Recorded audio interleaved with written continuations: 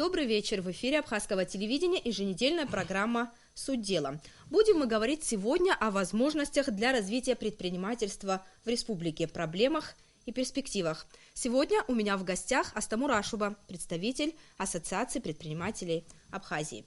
Астамур, здравствуйте, рада вас видеть у нас в студии. Ваша организация появилась в начале этого года совсем недавно. Расскажите, пожалуйста, какова была необходимость в создании такой организации, ведь в республике есть еще и союзы, и профсоюзные организации. Добрый вечер.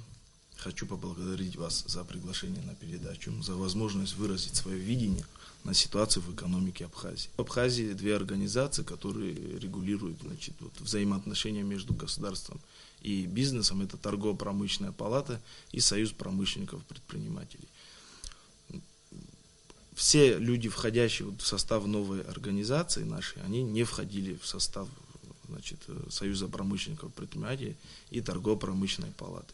Собрать вместе, мы решили организовать свою организацию, которая бы занималась теми насущными вопросами, которые нас волнуют. Вы неоднократно в своих выступлениях говорили о том, что бизнесу в Абхазии приходится тяжело, что нет возможностей для развития. А вот многие экономисты, даже те, кто находится за пределами республики, считают, что как раз у нас в республике есть условия для развития бизнеса. И вот что думает об этом кандидат экономических наук Саид Лейба. Я сейчас предлагаю посмотреть его комментарий. Наша налоговая система позволяет развиваться бизнесу. Если перефразировать одно известное выражение, то можно сказать, что суровость абхазского налогового законодательства смягчается, скажем так, необязательностью его выполнения. Наверняка у всех у нас есть и друзья, и родственники, которые ведут предпринимательскую деятельность и либо вообще не платят налогов, либо платят их частично. Ну а что касается самих ставок по отдельным налогам, за счет которых вообще формируется доходная часть бюджета, то они на уровне развитых стран. Нельзя сказать, что они завышены или они душат бизнес, не дают ему развиваться. Больше тут акцент, наверное, надо делать на администрировании, на качестве сбора этих самых налогов, работать над тем, чтобы отдельно взятые инспектора, допустим, не превышали своих должностных полномочий, работали на государство, скажем так, а не на свой карман. По поводу трактовки НДС, которая вызвала много всяких разговоров и даже более того, что тут можно сказать. Тут речь идет о ввозном НДС. Правительство обычно вводит такие меры в качестве экстренных, способных быстро и ощутимо пополнить государственный бюджет в тяжелый период. А если не используются кассовые аппараты, то взимать косвенные налоги, к которым относится в том числе и НДС, это невозможно практически. Поэтому это такая вынужденная мера. К сожалению, она принята в тяжелый для страны период, который, как всегда, совпадает с тяжелым периодом для предпринимательского сообщества и для граждан. Если бы эта мера принялась, скажем так, в хорошие тучные времена, это не вызвало бы такого отторжения. Мне кажется, что предпринимателям и гражданам Абхазии надо отнестись к этому нововведению с большим пониманием. Вот на ваш взгляд, что все-таки мешает развитию предпринимательства Абхазии? Частично я хочу сказать, что я согласен в некоторых вопросах с Давидом, но частично не согласен. Он упомянул, что есть такие предприниматели, которые вообще не платят. Лично я таких не знаю. Да. Есть такие, конечно, Вы считаете, что все добросовестно, все налоги платят, да? Нет, я не считаю, что все добросовестно платят. Я считаю, что все платят налоги, а вот о том, добросовестно и недобросовестно, это другая сторона вопроса. Но я таких людей не знаю, которые вообще ничего не платят. Все платят. Развитие малого бизнеса, реально в сегодняшнем дне стимулируется государством, В 2015 году прошла программа кредитования малого бизнеса. Людям реально давали, кредиты для малого бизнеса, на которые они в дальнейшем могли развивать свой бизнес. Срок был от 1 года до 3 лет. Мы считаем, что это нормальная позиция государства в отношении малого бизнеса. Если честно говорить, вообще все налоговое законодательство далеко у нас до идеала. Но руководством страны в последнее время реально делаются шаги по доработке налогового законодательства. Единственное, очень медленно.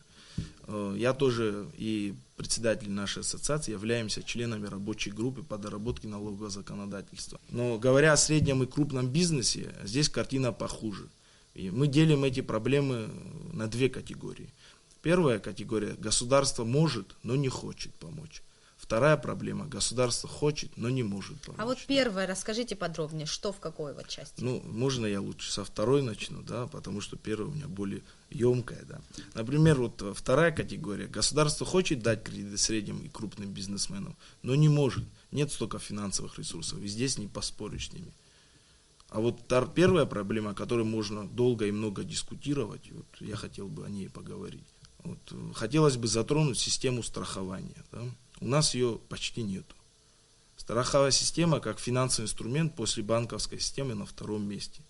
О каком привлечении мы можем говорить инвестиций, да, о каком привлечении инвестиций мы можем говорить без страховой системы? Это невозможно. Ваша позиция по поводу страхования понятна, а вот какие экономические условия мешают для развития бизнеса в стране? Вот в прошлом году мои знакомые и я по договору стали эксплуатировать один из корпусов санатория МВО.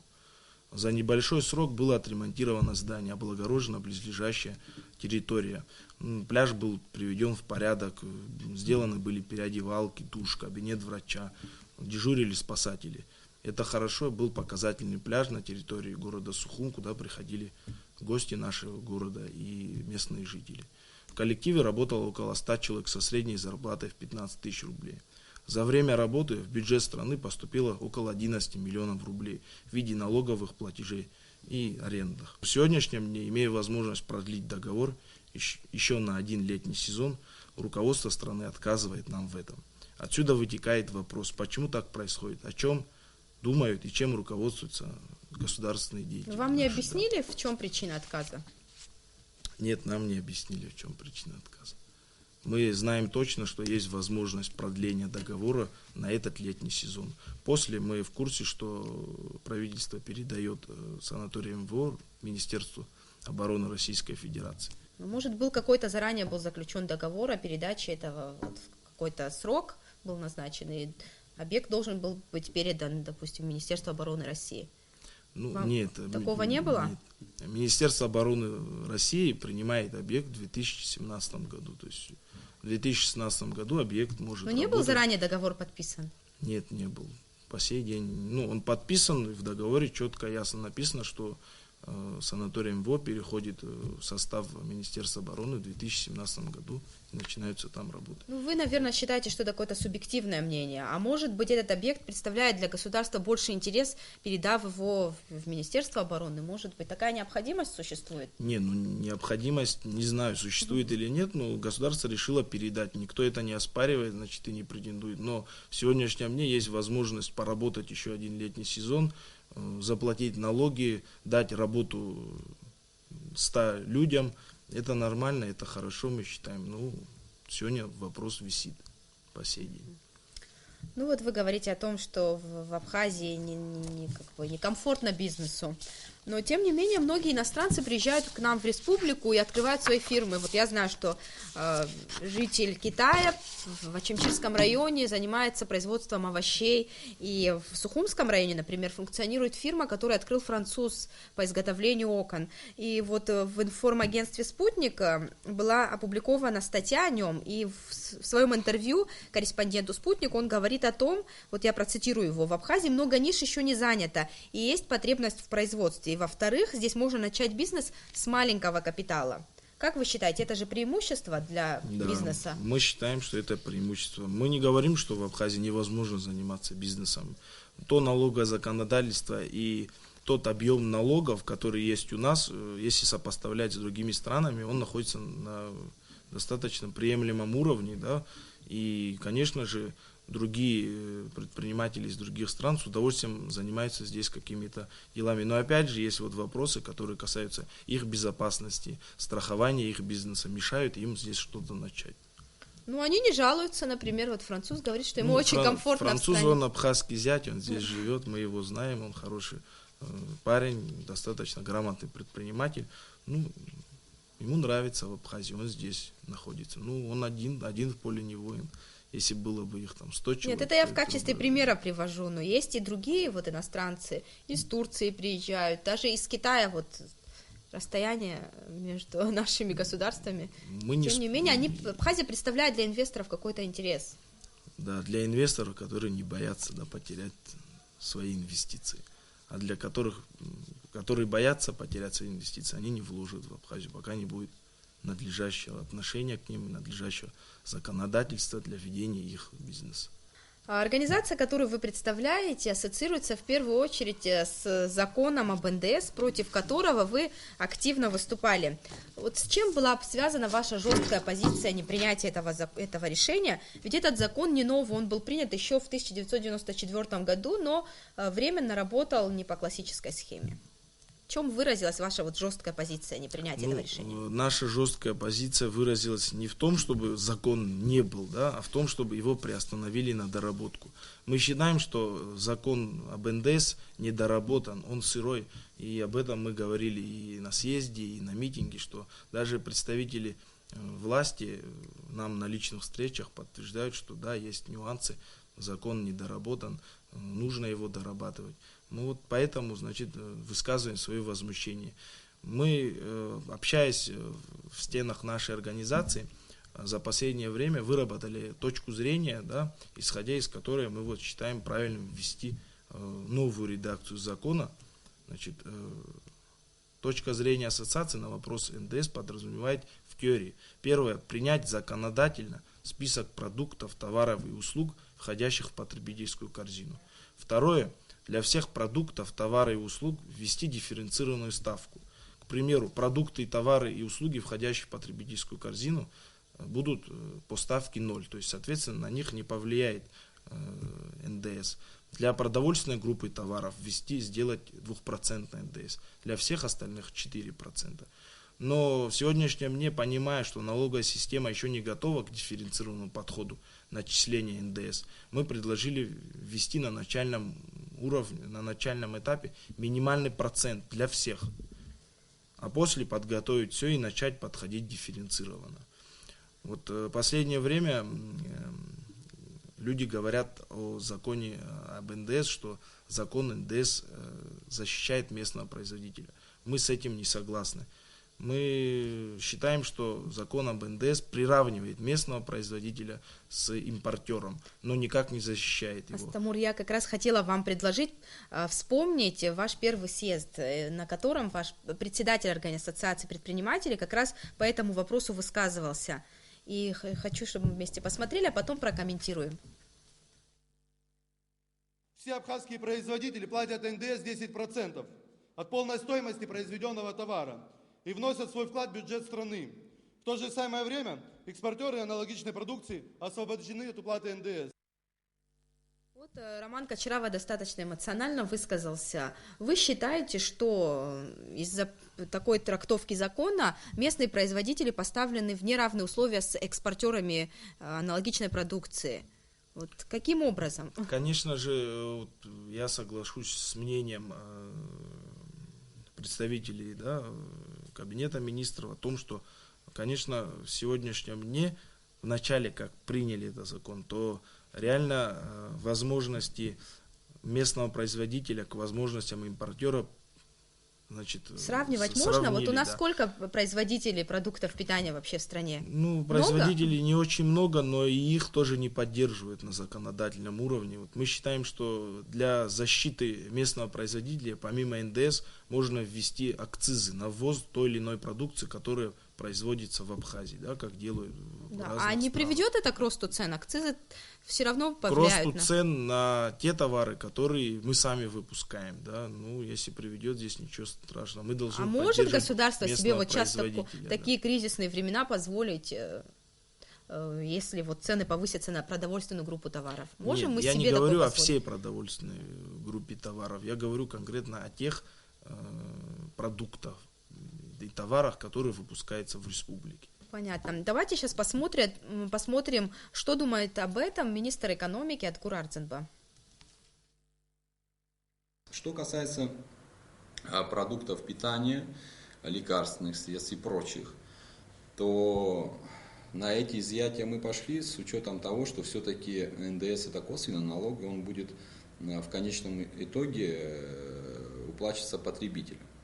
Ну, учитывая вот низкие доходы нашего населения, наших граждан, и основная все-таки статья расходов нашего населения – это продукты питания, лекарственные средства. Мы здесь, конечно, не могли пока пойти на такое удорожание, да, которое может вызвать введение НДС, поэтому мы пока ограничились. Правительство, руководство открыто для диалога.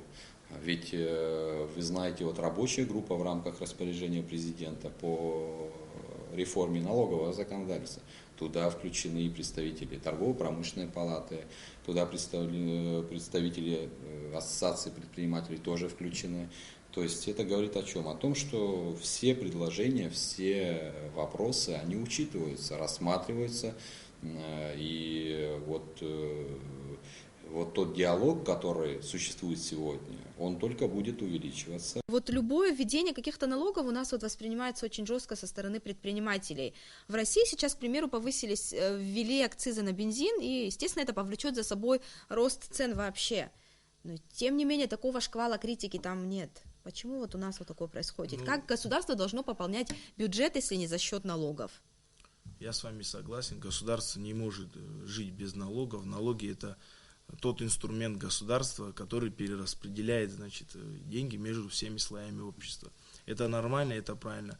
Шквал критики, вот недавно говорил Саид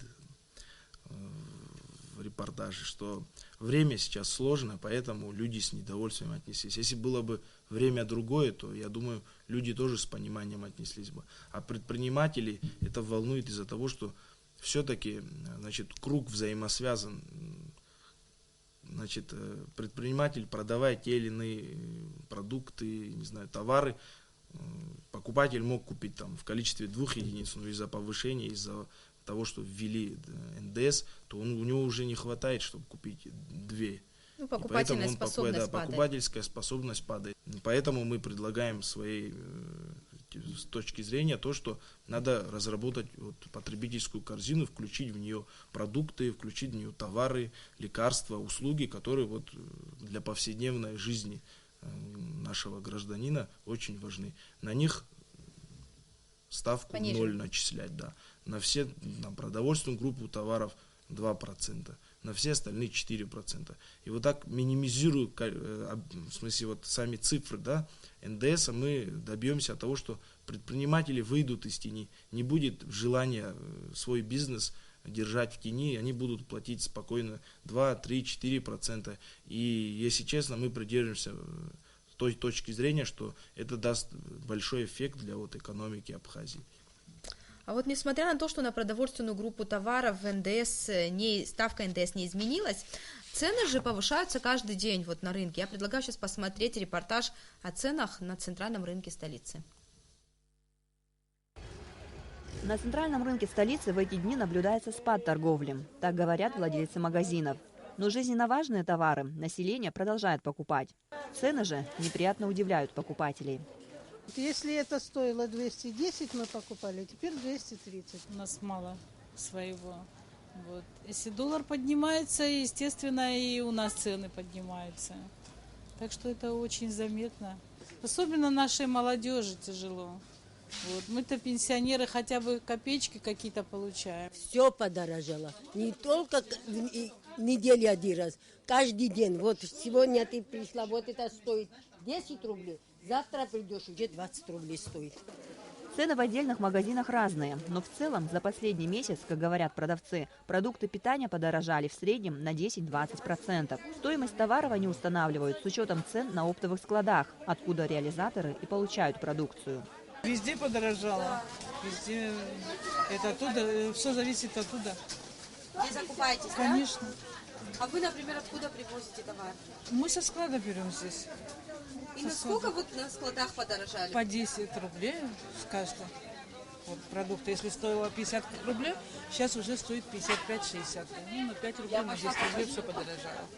Все. А вот 10 рублей там на складе подорожало. Да. А вы сколько добавляете, например? Вы что же Ну, тоже 10 заработать? рублей. Да, рублей 10 мы добавляем. Еще Или 10. 5 рублей. Так, минимум. Больше нет. В республике отсутствует собственное производство. Почти все товары в страну завозятся из-за рубежа. Поэтому экономическая ситуация в мире и рост доллара напрямую влияют на ценообразование в Абхазии, говорят владельцы магазинов. Кроме того, ввозной НДС на границе становится дополнительным фактором для повышения цен, считают предприниматели. То, что доллар вырос, это все подорожало. Есть даже подорожало на 100%, есть такие фирмы. Как фирма Ставр, например, что касается инструмента, они есть почти 100%. Это оптовая цена на 100%. Если, допустим, 50 стоило, мы по 100 покупаем теперь. Упадет доллар или нет, это незначительно для них. 7 рублей, 5 рублей, 10 рублей даже. Конечно, очень отразился НДС. Вот, потом на русской же мы платим, водителю нужно заплатить, то есть всем налоги здесь подняли тоже внутренние. Очень тяжело стало. Например, я думаю, что как работать дальше, возможно, и не потяну. За последний месяц рубль укрепил свои позиции, и доллар немного подешевел. Но это пока никак не отражается на стоимости товаров. Цены по-прежнему ползут вверх. Но обычно, когда цены падают, доллар, если упал, но цены иногда меняются, иногда нет. Точно не могу вам сказать ничего. Ну, вы помните, вот, чтобы вас вот вы взяли и снизили цены? Нет. В такой ситуации трудно делать прогноз о том, как изменятся цены завтра. Вот, как правило, на рынке вот такая практика существует. Моментально они реагируют, практически моментально на рост курса доллара. Но когда доллар начинает понижаться, курс его падать начинает, такой обратной динамики почему-то нет. Как вы думаете, с чем это связано? Это с недобросовестностью, может быть, предпринимателей, нежеланием их снижать цены? Во-первых, это начало года. Да? Начало года всегда...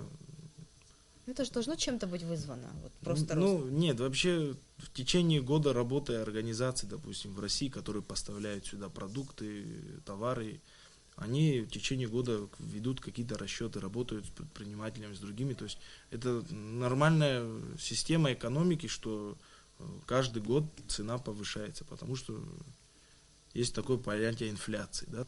И вот вы говорили, что когда доллар падает, то цена не падает. Наверное, так реально и происходит. Ну, я считаю, это происходит не из-за того, что наши предприниматели недобросовестные. Они не уверены в завтрашнем дне, да, какая ситуация. Они не могут прогнозировать, какой будет курс завтра, какой будет послезавтра. То есть, и поэтому они сохраняют цену, которая уже есть. Ну, не исходя из закупочной цены, они вот как-то цены устанавливают. Ну, вообще на практике происходит, что закупочные цены тоже не меняются. То есть, здесь как круговая порука. Поставщики не меняют цены, соответственно, и наши покупатели не могут менять эту цену. В ежегодном послании парламенту президент дал распоряжение разработать систему государственной поддержки для начинающих предпринимателей, предусматривающую льготное кредитование и снижение административных барьеров. О том, что сделано в этом направлении, нам рассказал министр экономики Адгур Ардзинба. Мы заложили вот в рамках поручения президента целевую адресную программу поддержки предпринимательства в пределах 300 миллионов рублей. О чем идет речь? Речь идет о, наиболее льготном предоставлении, по сути, поддержки. Речь идет о софинансировании, о субсидировании процентных ставок по кредитам. Вот президент на встрече тоже об этом говорил. Речь идет о льготном кредитовании и так далее, и так далее. Вот в целом вот такая позиция сегодня у государства на решение проблем первоначального капитала и доступности кредитов. В части кредитов, вы знаете, Национальный банк тоже проводит определенную уже такую масштабную работу. И прошлый год уже показал, когда в условиях инфляции двухзначных показателей кредиты предоставлялись по ставке 6% годовых. Это говорит о том, что, опять же, государство предоставляет кредиты по стоимости ниже рыночной, то есть по льготным ставкам. Мы стараемся, и это прямое поручение президента, проводить свою работу абсолютно открыто. У нас вся информация публикуется на нашем сайте, со всеми СМИ мы сотрудничаем абсолютно на открытых, на транспарентных условиях. Строительные работы, которые выполнялись в прошлые периоды, они выполнялись определенным кругом заказчиков, подрядчиков так называемых. Сейчас мы сделали это все в рамках конкурса. Это тоже дополнительный стимул для наших предпринимателей. То есть государство дает равные условия всем участвовать в этих конкурсах. Как вы думаете, эти меры, на ваш взгляд, помогут малому и среднему бизнесу? Ну, среднему навряд ли помогут, потому что те суммы, которые выдаются государством через Национальный банк, а впоследствии через коммерческие банки, они не столь велики для среднего даже предпринимателя в Абхазии. Они помогут, конечно же, как я и говорил, выступая в начале, малому бизнесу. Реально отдают, реально помогают. Но здесь тоже есть несколько вопросов, да. Значит, условия кредитования или там индивидуального предпринимателя или нового общества, они подразумевают то, что или общество должно что-то отдать в залог, да, или предприниматель должен что-то. Но если у человека ничего нету, то нет условий, да, то есть если у тебя нету что заложить или нету того. Ну, в какой стране, не имея какой-то начальный капитал, можно начать бизнес? Ну, я считаю, что государство может и какие-то деньги небольшие выделить на то, чтобы, не знаю, идти на то, что эти деньги уйдут безвозвратно. Ну, отдавали же кредиты, вот помните, вот несколько лет назад да, раздали отдавали. кредиты, и до сих пор эти кредиты не вернули. Да, я согласен с может вами, государство вот такими суммами распоряжаться? Не может. Ну, я считаю, что можно в бюджет один раз в год небольшую какую-то сумму закладывать, которой можно помогать определенным предпринимателям, которые не имеют возможности что-то там заложить, что-то, чтобы за него кто-то поручился. Это возможно. Но, конечно, для этого должна быть создана серьезная комиссия, да, которая будет изучать каждого предпринимателя, на что он способен, что он может. Потом в течение периода какого-то, да, проверять, смотреть, что он делает. И вот периоды, частично выделять. Да, периоды финансирования тоже распределить на какие-то этапы. То есть сделал первый этап, получил первую сумму, сделал второй этап, получил вторую сумму. Это нормально и это правильно. То есть об этом тоже надо думать. В Абхазии в целях развития бизнеса был также подписан договор об онлайн-торговле. Давайте послушаем мнение нашего эксперта Саида Лейпа о том, какие возможности открывает этот проект для абхазских бизнесменов. Компания, с которой правительство Абхазии заключило соглашение, она называется Макрономика. Это молодой ресурс, но очень такой бурно развивающийся. Если вы зайдете в интернет, посмотрите на их сайт, то поймете, что там все делается на таком очень серьезном, качественном уровне. И они себя позиционируют именно для работы со средним и малым бизнесом, что для Абхазии наиболее приемлемо. Работают они в формате B2B, вот, по-английски. Да, если перевести на русский язык и дать этому объяснение, это как бы бизнес для бизнеса. Только на это, то есть означает, что на этой торговой площадке могут взаимодействовать только юридические фирмы. Есть и риски определенные, ну, как правило, они связаны с тем, с недобросовестными поставщиками. Допустим, из Абхазии вы не всегда можете быть уверенными в том, что ваш контрагент, с которым вы планируете заключить некий договор в России, да, он добросовестно себя поведет.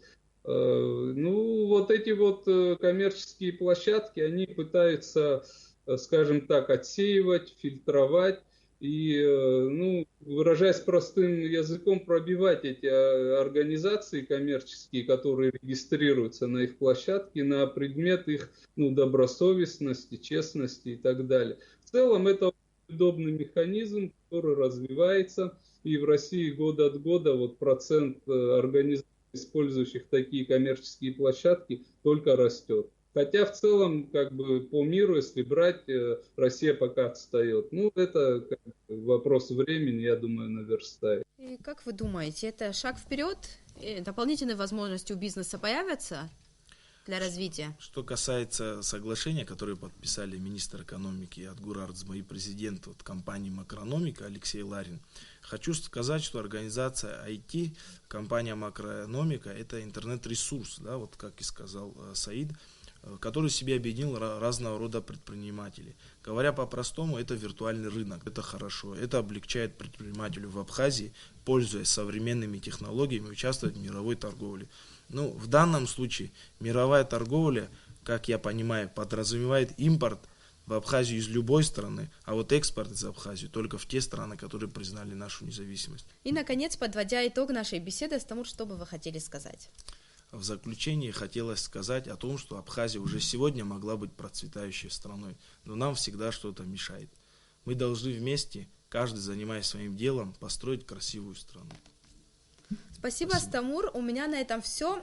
Мы попытались рассказать вам о сути дела, а вывод будете делать уже вы, наши телезрители. А я с вами прощаюсь до следующей пятницы.